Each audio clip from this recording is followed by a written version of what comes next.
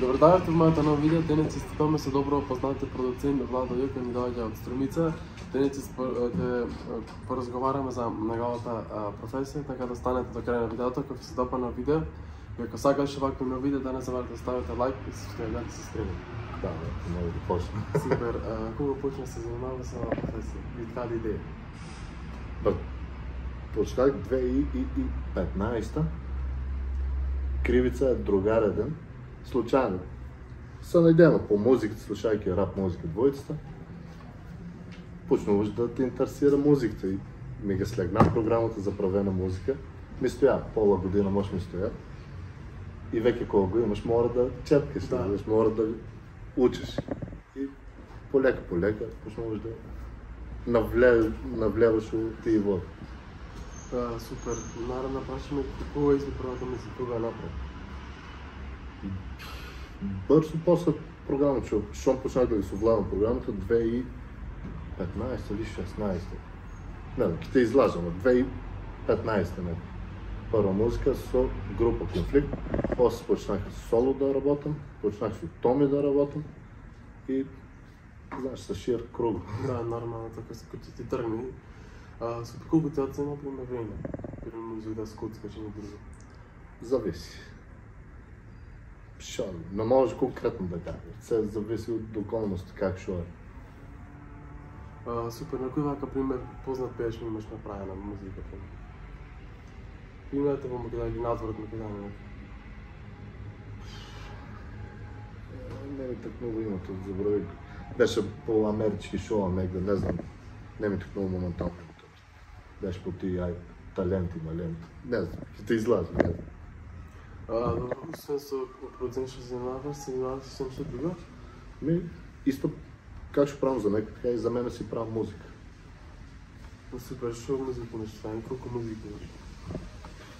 Преко 20 песни имам издадено на YouTube. Премногу имам и произведена музика, отколко направено за мен. За друг имам повече произведено, отколко за мен. По-ми лезе това. Да, супер. А най-преки имаш с каква музика, пример? Рап и со модерната трап.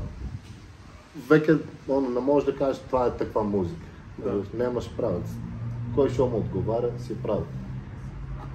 Супер. Дали е признат, пример, рапа во Македонија? Дали може да се успее како рапер? Своje мислење? Тешко. Тешко ти полека сгаснува тај жанр на музика, така тешко. Ами поќе да рано се откажа. Па да, знаеш как е? И плюс мала држава, кој ќе видиш. Ајде, да не изгледам груб према државата, ама тука е се што почнува да расте, се плюе и се враќа упарубитни состојби. Било шо, небитно, музика, YouTube, било шо. Буквално, се враќа што дека си тргнат. И се откажа, за жал много се откажа. За да си правят друг правец, не се занимава со тоа. Па да. Ама откажеш може не баш искаш. Тоа не треба да се откажува. Па да, не, сите викам, мора да тераш, за да не се откажеш, ама сите се откажува. Да, тоа е најлошо. И да момент точка што сите се повлечува. И тоа е најлошо да кажеш.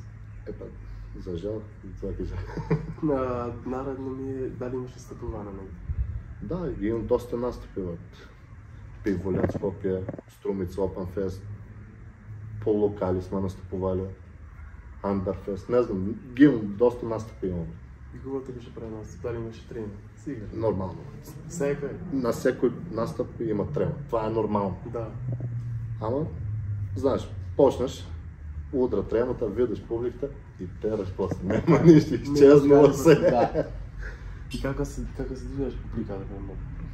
Зависи така е специфична е реално. Да, от публика до публика имаш разлика. Струмица е нормално, префана си. Мой град е, излезеш, префана си. Скопие, префайкат, не префайкат. Битола, префайкат, не префайкат. Зависи.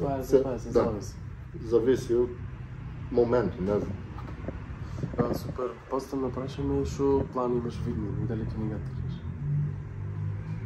Или ти си задържи за това? По-скоро почнах с нови правец на музика, се враќам на почетоците, со рап музиката. Не знам кога ќе излезе, важно е ќе излезе и продължавам с управление на музика на други личности, не на мен.